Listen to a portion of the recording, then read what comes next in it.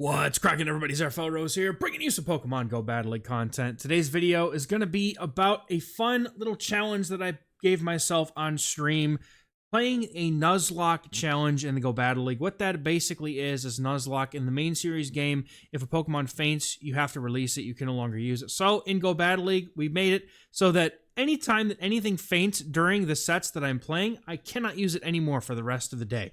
So we played 5 sets, and I actually went positive playing this challenge. And if you guys have been following my streams at all this week, you know that just my experience with the Retro Cup in general has not been a positive one. So instead of losing my mind and mauling my face off on stream, decided to have a little bit of fun with the challenge. So let's get into the games here. We played a lot of fun teams here in this first game we get. I swear, dude, every time I tried this Gyarados, it landed on a Dunsparce lead. Every single time. We save swap in Apollo Sand.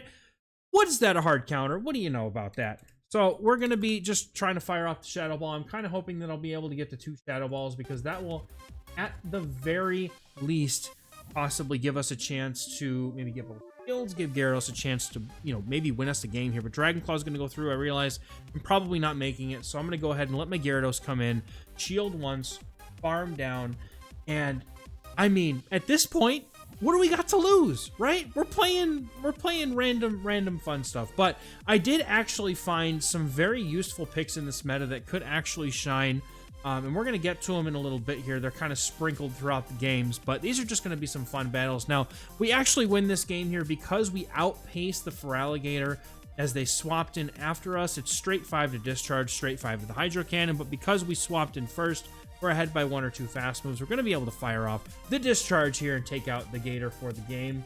Boom!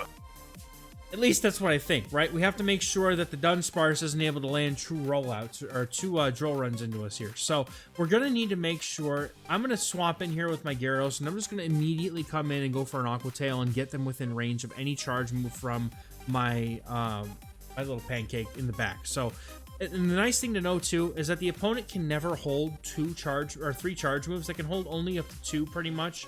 So we're going to go for the Discharge. We lose charge attack priority.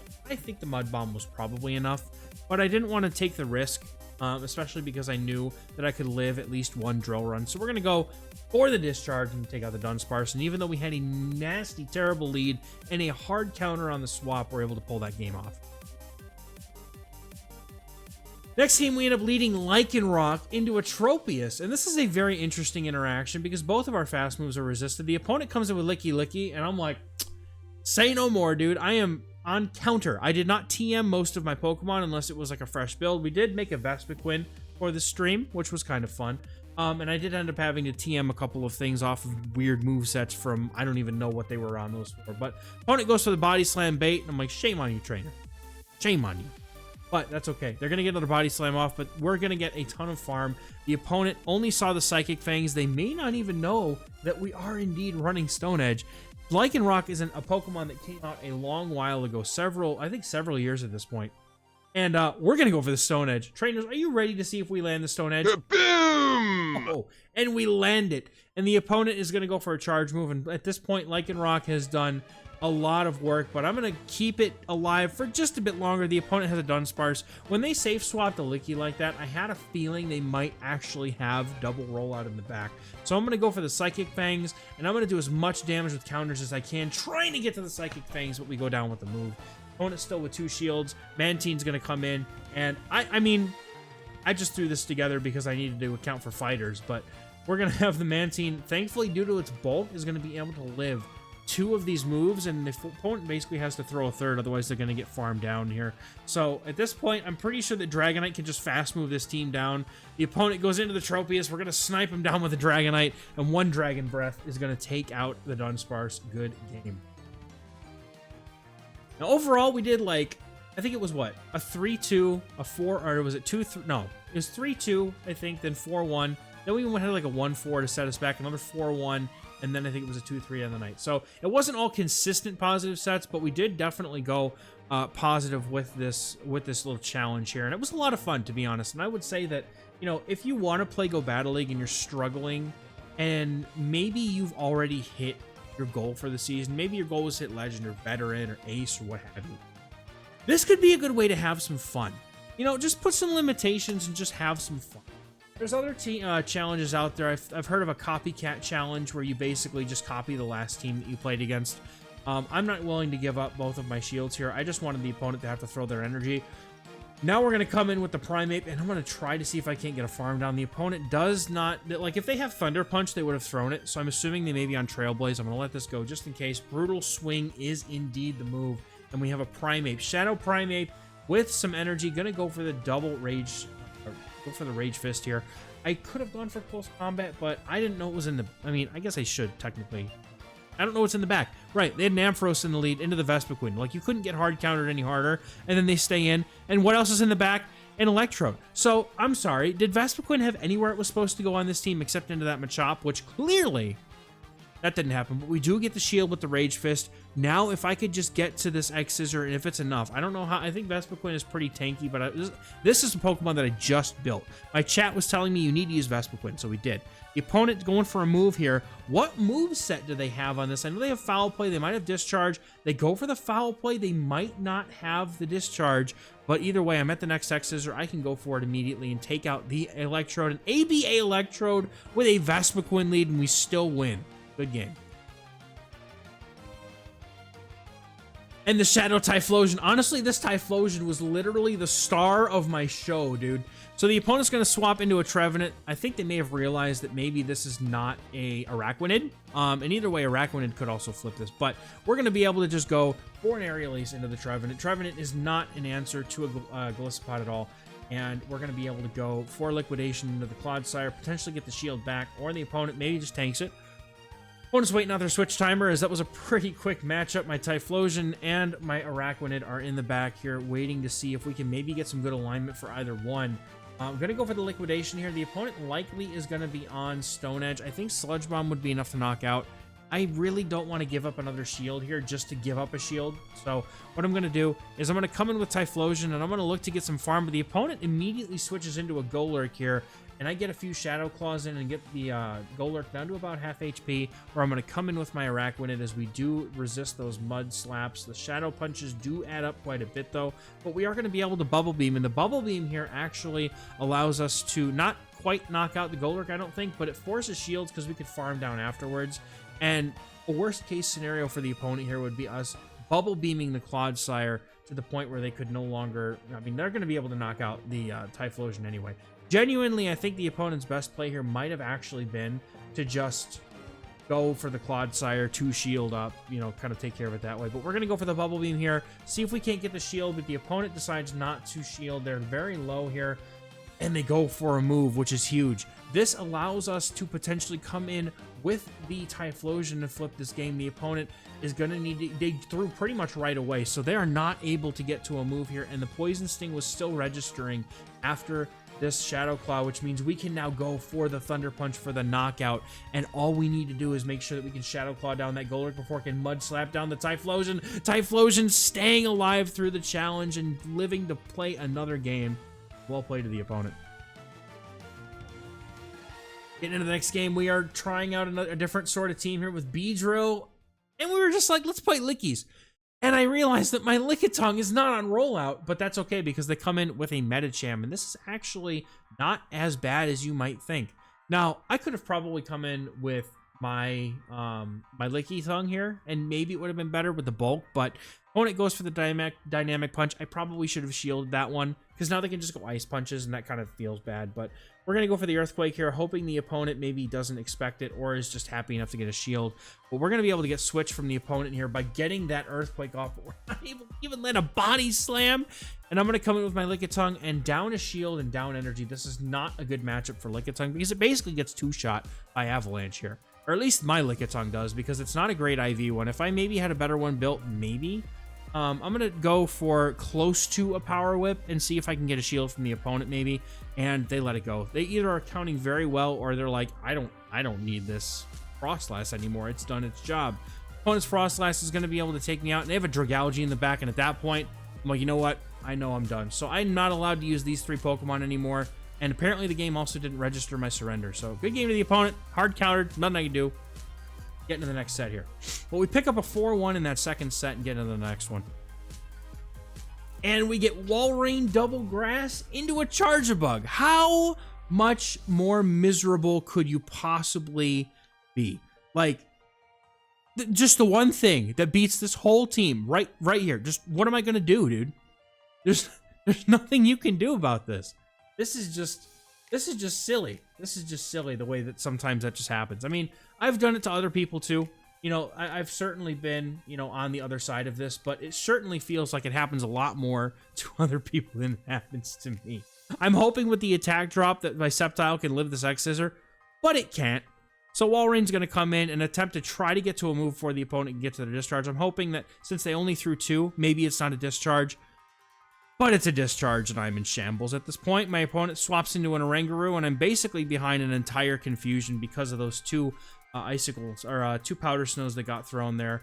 Opponent's going to go for the brutal swing. I'm cooked, dude. I don't really think that there's a whole lot that I can do. I also accidentally let a full confusion through, which is just absolutely that's just salt to the wound at that point, man. At this point, I'm like, I'm done. There's no way I can win this game.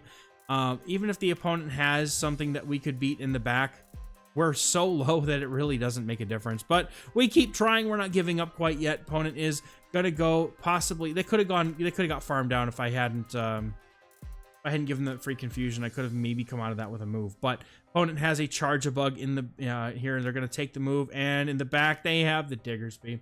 So we had a lot of play into their team against the Diggersby, but unfortunately, because we are just in shambles from the Charge-a-Bug, the opponent's able to take that. That's a good game.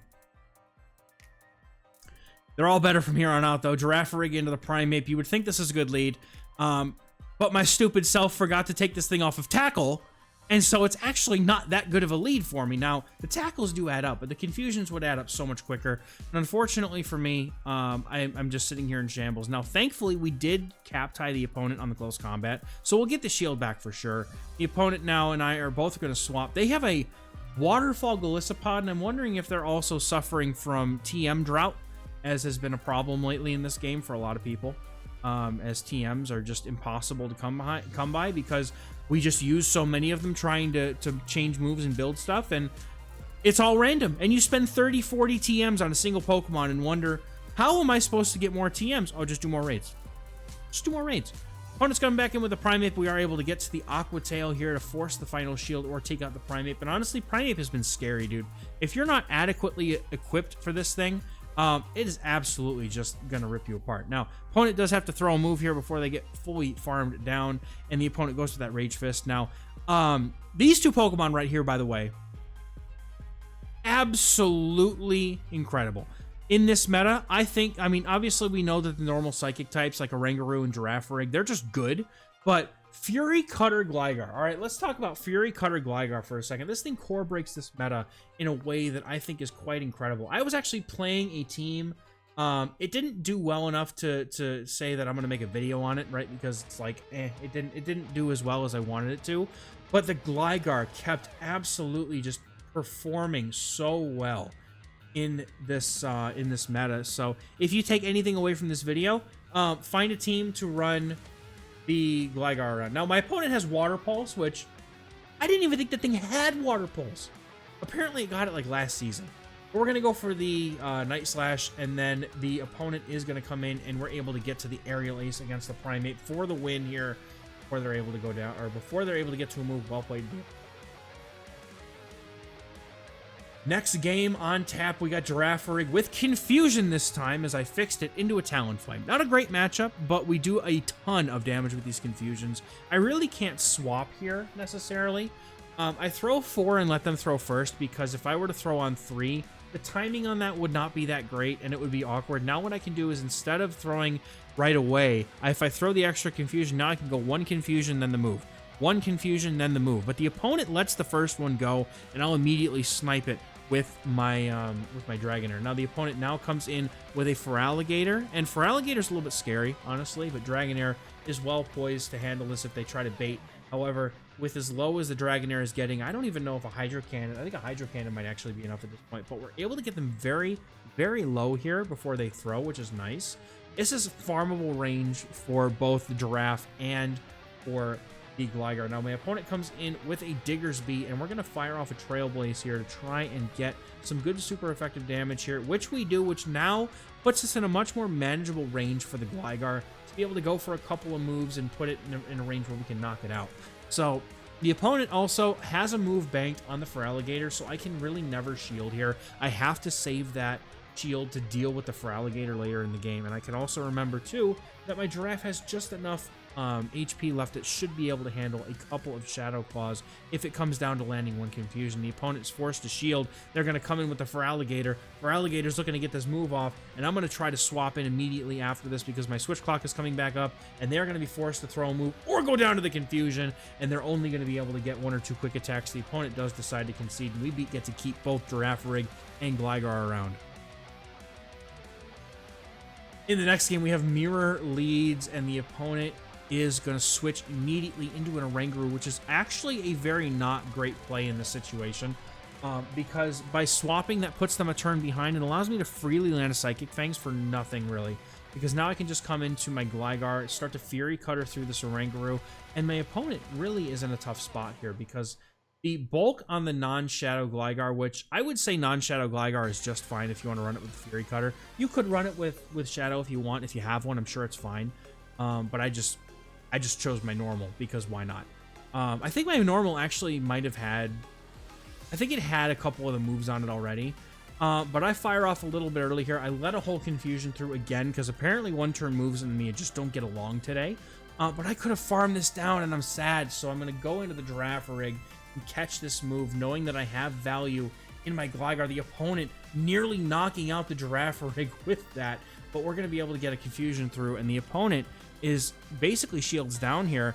They're going to get his Psychic Fangs off, but we're going to be able to immediately go for a charge move here after this Psychic Fangs is thrown with the Gator, and I'm hoping that whatever's in the back might be weak, or I might be able to kind of tag team between the two. So we're going to see what's in the back. The opponent comes in with an Annihilate, and we're going to be able to go for the Hydro Cannon. Thanks to the decreased energy gains this season from counter, the opponent needs 6 to get to a move that matters here, and they're going to go for a charge move here on the 6th or 7th counter, and we're going to basically get taken out here by that, but we do sacrifice, unfortunately, our Gligar and our Giraffe to let the Feraligatr live on. Good game to the opponent, very close game. Feraligatr and a Primate, very, very scary, but this time I decide to bring in the Croc Boys, the full theme team of the alligators here. Crocodiles, they're one of the two.